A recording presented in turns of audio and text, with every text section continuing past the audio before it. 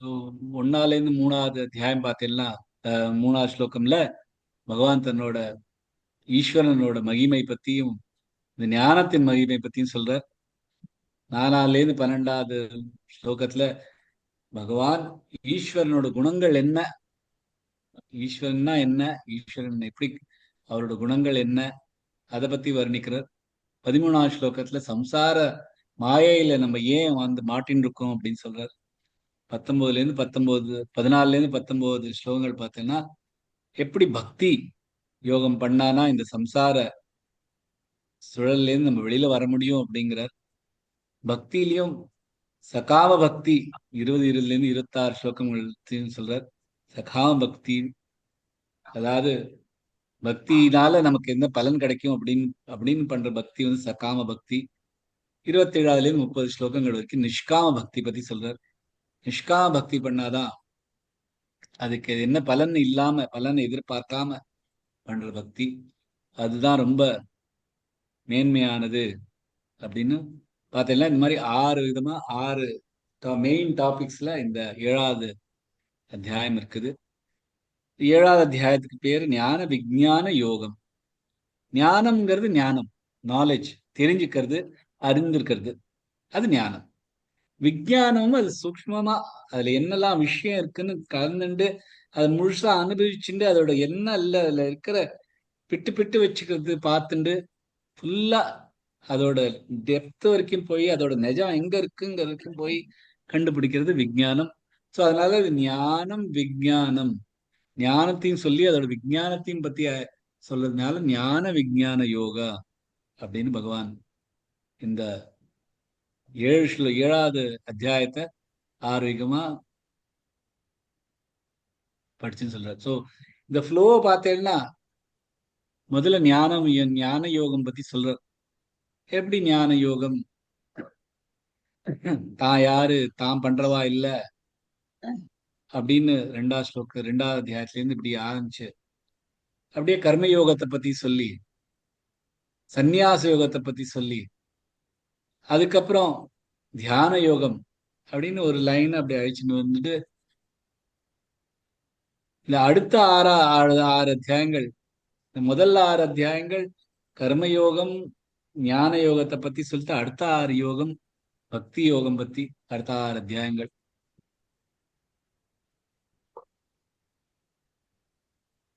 இந்த முதல் 6 அத்தியாயங்கள்ல பார்த்தேன்னா தான் என்ன பண்ணணும்,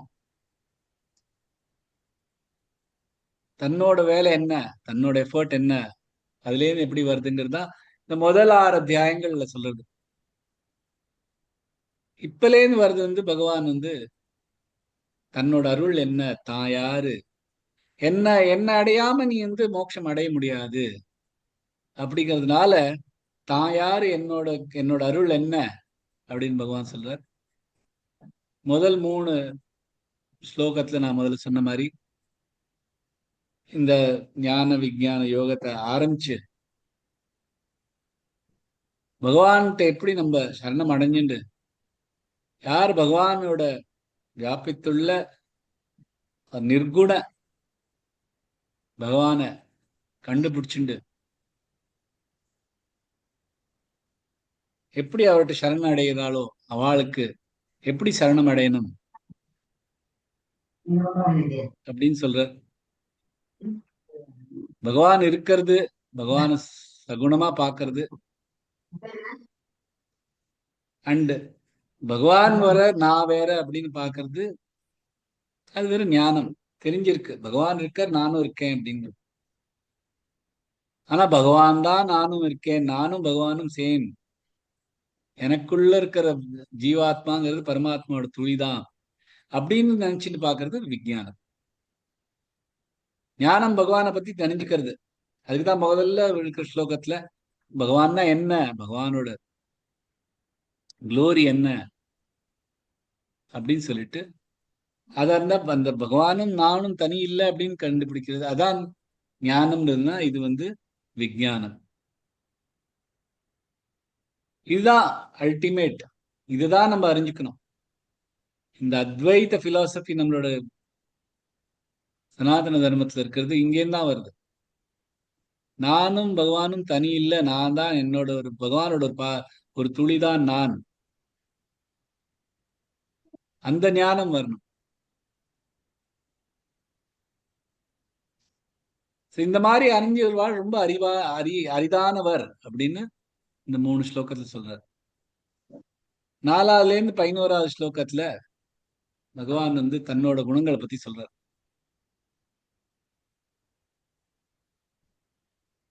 அவர் தன்னை பத்தியே தனக்கு இருக்கிற கீழ்மையான சில பிரகிருத்தியும் மேல்மையான சில பிரகிருத்தியும் சொல்றார்.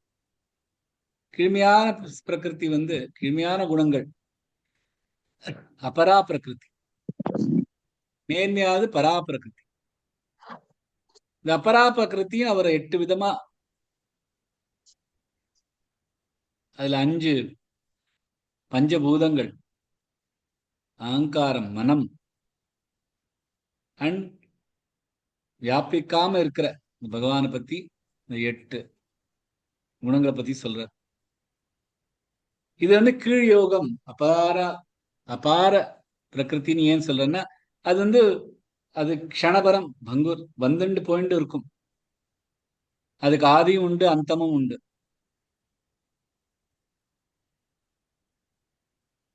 இந்த பரா பிரகிருதி, அதாவது மேன்மையான தன்னோட பிரகிருதி பத்தி சொல்றத அவர் நம்மளோட கான்சியஸ்னஸ், நமக்குள்ள இருக்கிற அந்த மெய் அறிவு, நமக்குள்ள இருக்கிறது அதுதான் இந்த உலகத்தையே, இந்த பிரகிருத்தியே தாங்கின்னு இருக்கிறது அதுதான்.